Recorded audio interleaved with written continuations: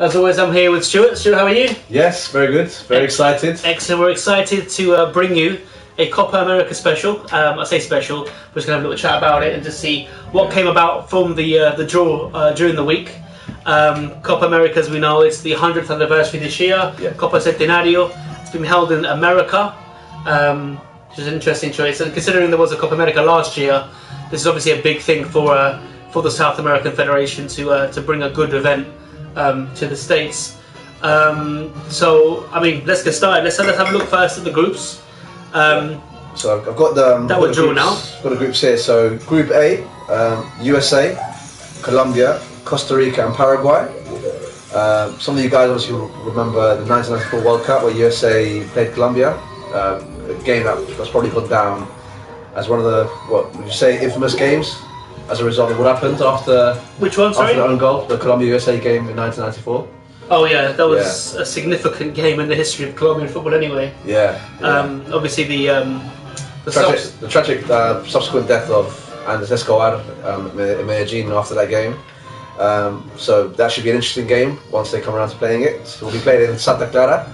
The time, we haven't seen the times yet, but I'm sure the closer we get to the date, we'll see the times. The draw was on Wednesday, is that correct? Yeah, I think Wednesday. so. Wednesday. So kick-off times and things like that haven't been decided yet. Venues have, and as Stuart just said, that Colombia, USA? Yeah. Colombia USA is being held in Santa Clara, so... Also, with the time difference, as Brian pointed out as well, I think it's going to be 7 or 8 hours. So for us soccer fans, we might have to take a week off for the first week of games and see how it goes, or brave it out. I mean, you say that, this is the other thing. What channel is it going to be shown in England? Yeah. Well, obviously, where this show is being broadcast from London, and I just can't see who's going to be showing it. I mean, who showed it last year? It was Copa America. Oh, it was one of these Irish channels. Premier Sports. Premier Sports was showing, yeah. For I think £10 a month extra. I mean, you already paid for BT Sports, Sky Sports. Yeah. Might have to stream it, I think. It doesn't yet. Well. Oh, yeah. Yeah. It doesn't help though that the, especially in the UK. I'm not sure about the rest of Europe, but in the UK they don't. South American football is non-existent. I mean, La Copa Libertadores.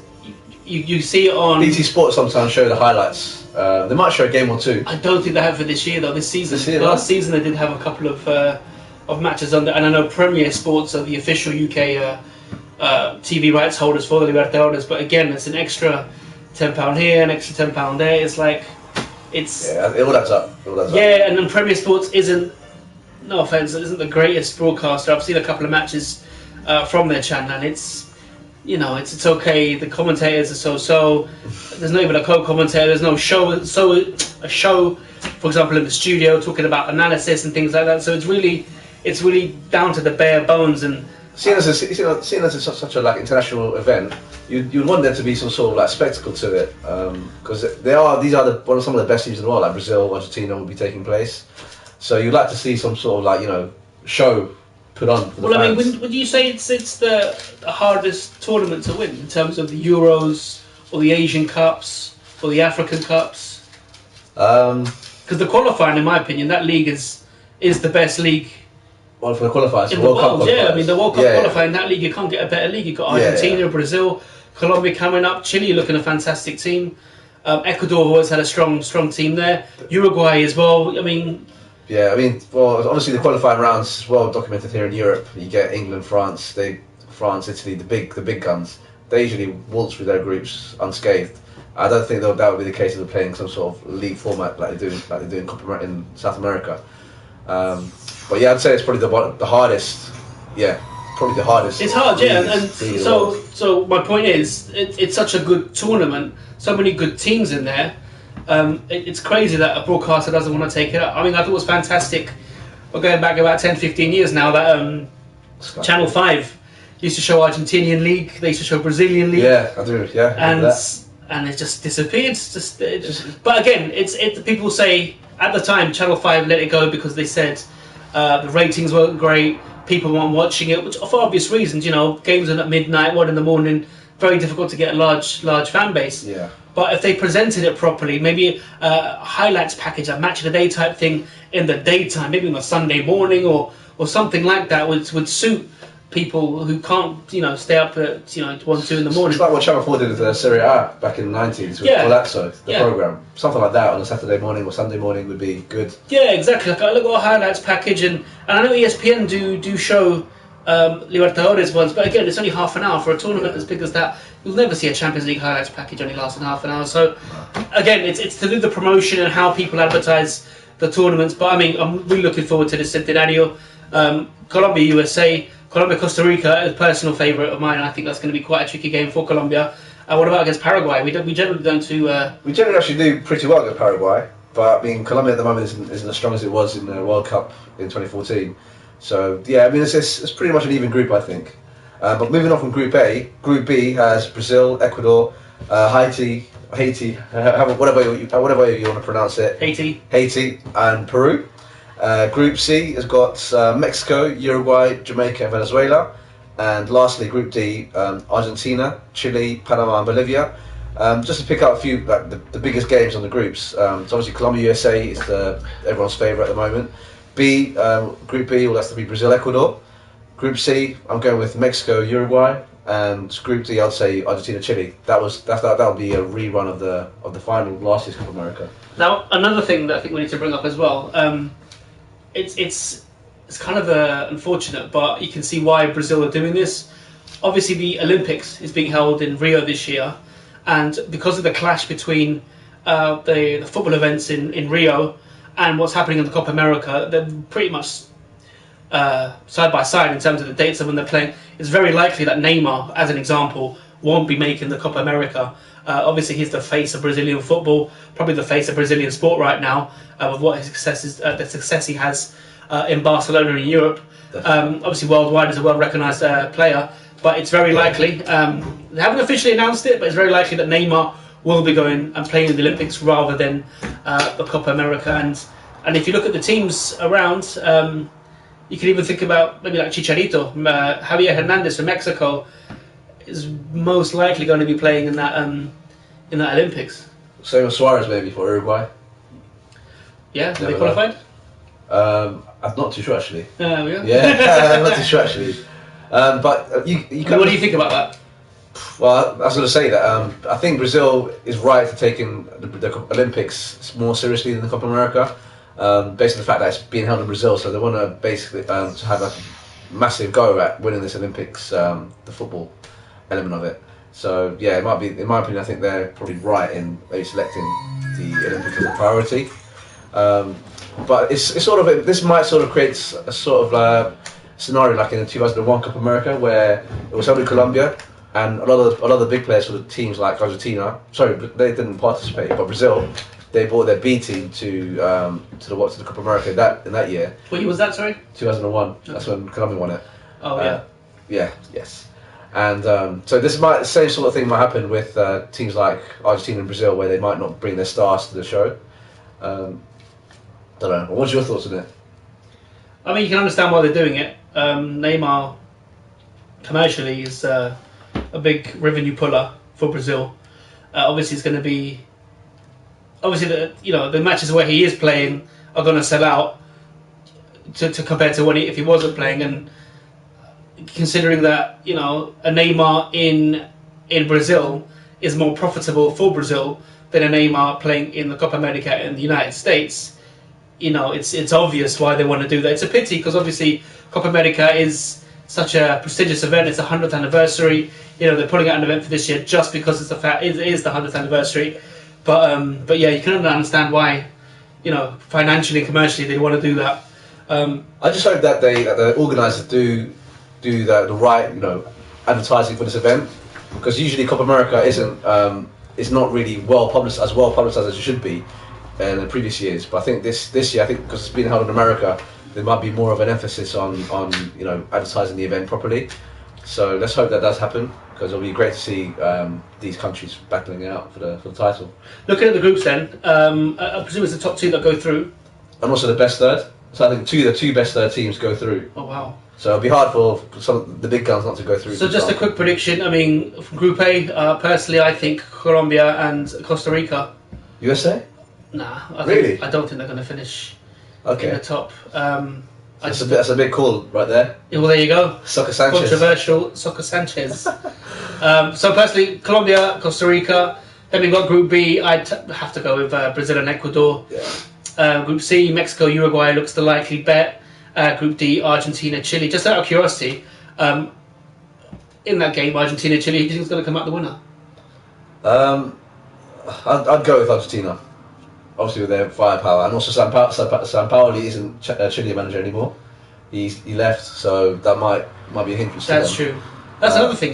Messi's going to play in Copa America rather than Olympics, or are they in the Olympics? I think they are, aren't they? Yeah, I don't think Messi's already won that Olympics, hasn't he? Twice now, I think. Anyway, but yeah, it's going to be a great tournament. I'm looking forward to it. It is a pity. I mean, obviously, depending on who's broadcasting the games in the UK, it's going to be a bit tricky for me to watch my team, Colombia, just because there's an 8-hour difference between West Coast America and here. So it will be interesting.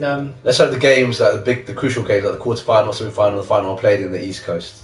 Hopefully, they do take that into account when deciding where these games are going to be played.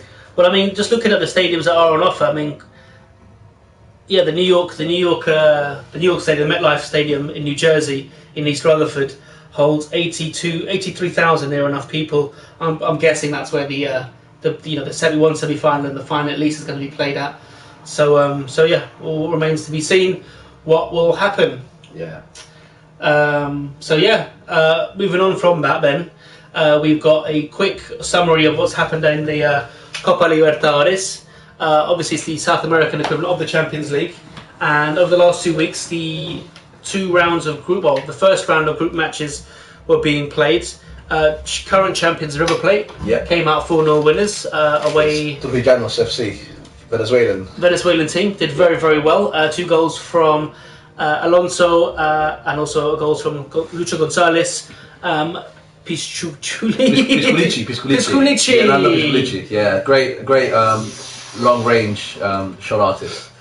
And Ivan Alonso also used to play for Alaves in Spain. Some of you guys that might be familiar with La Liga might be aware of him. I think 10 years ago he was playing in there, but now he's gone for his last hurrah in River Plate. Also Boca Juniors, they were away to Deportivo Cali in Colombia, and that was a 0-0. But from all accounts, both teams had a chance to win the game. And just touching on Deportivo Cali, they have Rafael Santos Borre, who's done well for the under-20s for Colombia, and he's actually signed a pre-contract agreement with Atletico Madrid for next year. So do we know how much that was for? I think I saw it was it's undisclosed, but from other reports it says 2.5 million euros. 2.5 million, okay. Yeah, he went through a goal drought for the last few months, and this month he's actually picked up his form. So hopefully he carries that on to his transfer to Atletico Madrid. Well, it'll be interesting because I mean, Atletico in the last couple of years have bought players directly from South America. First, it was Angel Correa. Obviously, he had that heart problem in the first year he was there. He's making his name known this year, but again, a slow start. Lucas Vieto, is it Lucha Vieto? Luciano Vieto. He came from Villarreal. Yeah, no, true. Okay, fair enough. Yeah, but he had 1 year at Villarreal, and prior to that, he was actually playing over with Racing Club in Argentina. So. Yeah. Again, it will be interesting to see if Borre comes straight from Cali over to Atletico Madrid, whether or not he will be scoring those goals that he's looking for. I know John Cordova went straight to he was at Granada. He was at Granada. He also started in Espanyol, I believe. Yeah, now he's at Mainz, I think. So he's playing in Germany. So it will be interesting to see what Borre can do. I mean, 2.5 million is a lot of money for a player coming from the Colombian league, but yeah, it will be interesting to see. I wouldn't be surprised if he was probably loaned out to a smaller club in La Liga, just to get him to pick up the speed of things in Europe. But yeah, let's hope he has a success, because there's not really many transfers direct from the Colombian league to Europe. True. Well, hardly ever. Yeah, that's very true. So there we go. It's going to be a short show this week, as you can probably tell. But yeah, Libertadores next week, big games are coming up. Will be, for example, where are we? San Lorenzo are playing Toluca with their first home game of the Copa Libertadores this season. Boca Juniors and Racing Club, Argentinian derby. That'll be a really good match to watch. Palmeiras, I've got Argentinian team Rosario Central. again, interesting encounter. I'm looking forward to seeing Gabriel Jesus. I know I've mentioned his name a couple of episodes back, but he really is a talent to watch out for. And I believe you said... yeah, Ronaldo sort of gave him his blessing, saying he is pretty much the next best thing. Well, you we always hear about the next best thing being rounded about too easily, but yeah, apparently if Ronaldo's given his blessing, he must be good. And let's see. The real Ronaldo, not Cristiano. The original one. We pay attention to him more than we do the European version. Yeah. Also, sorry, another interesting thing as well. Mexican clubs being in the Libertadores, that wasn't the case I think 5 or 10 years ago, and now them being introduced might add an extra factor to things, and you never know, you might get a Mexican team getting all the way to the final.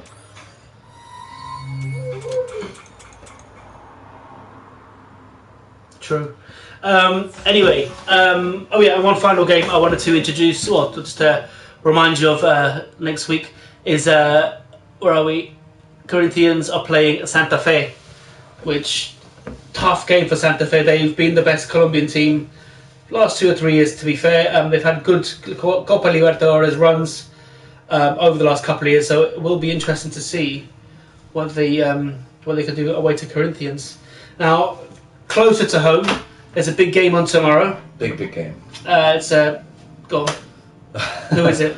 Well, it's United Arsenal, and United coming back from a very strong win against FC Midtjylland. Yep. And Marcus Rashford exploded into the scene with 2 goals. He wasn't even meant to be playing until Martial got injured. He got injured in the warm-up pre-game. Yeah. So and 10 minutes before the game, he was told, "Yeah, you're starting, mate." And he got 2 goals. He played actually very well. Did you watch the game? Yeah, I did actually. Yeah. How did he play?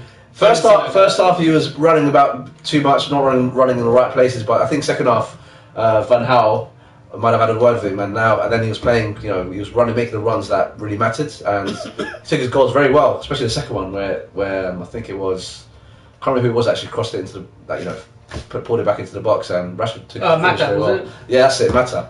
Juan Mata. Yeah, and Riley was very very impressed as a left back. I was really impressed with him. Okay. Do you think he's better than is it Boswick Jackson?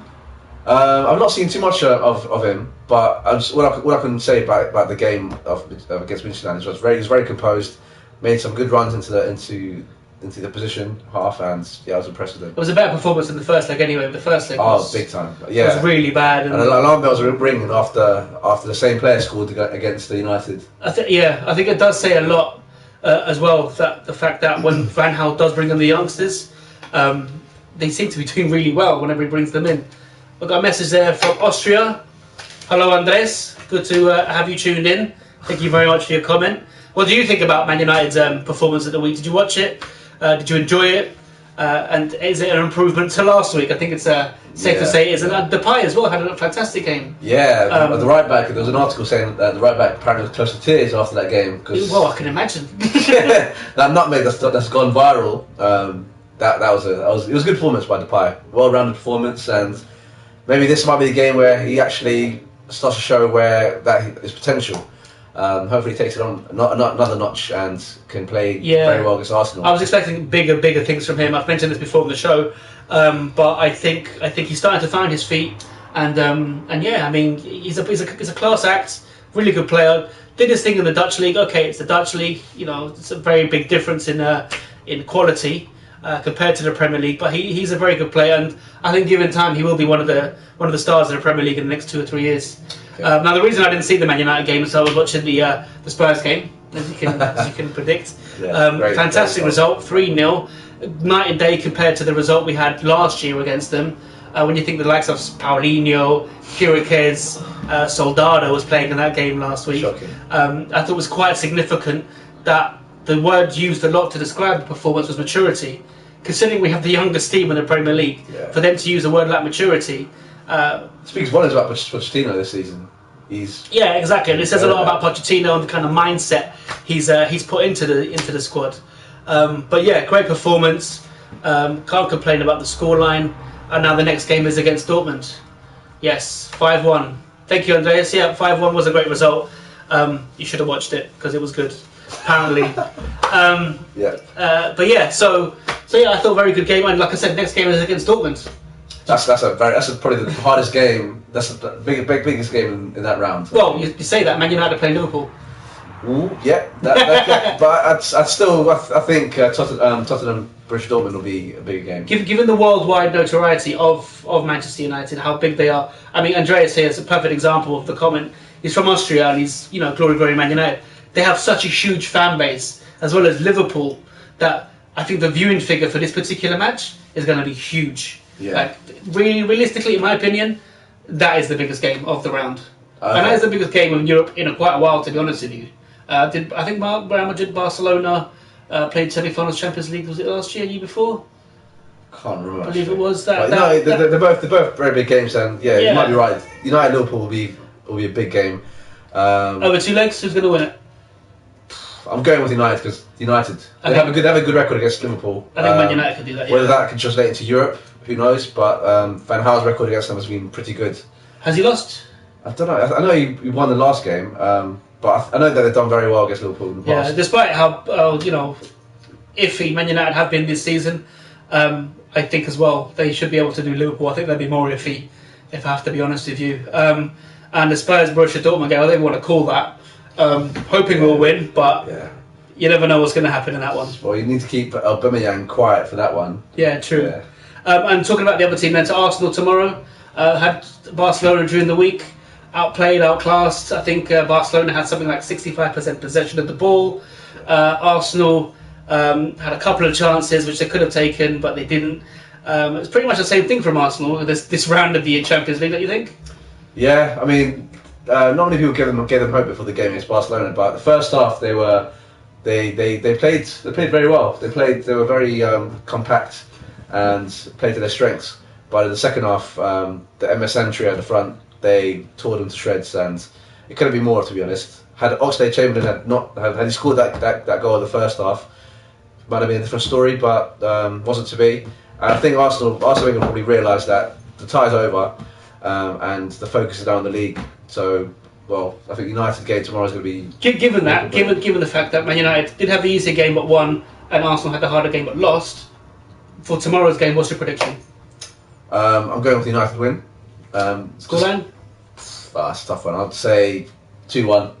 That's a safe prediction. That's a political decision. One. I have a feeling it'll be 2-2.